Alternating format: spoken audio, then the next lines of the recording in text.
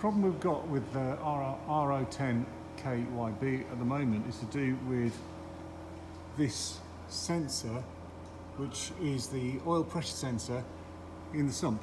So this is the new one, and that's the new one. That should really go through the hole or the side of the casing, and this is the old one. You can see they're different sizes.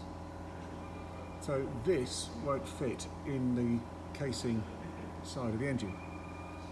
And this is the old one, the one we took out.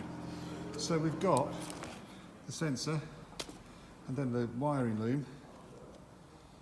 All right, that's the bit that goes in the side. And then that goes into there. I don't know why, that seems to be a joint in the sump itself. And then that goes through the side of the block. Now, the problem we've got actually isn't the sensor, it's that wire. If you look closely, you can see the wire is exposed. The end of the insulation has come away, and that's causing a short circuit to earth through the oil actually. So that goes into there. No, beg your pardon. That goes into there, and that goes through the block.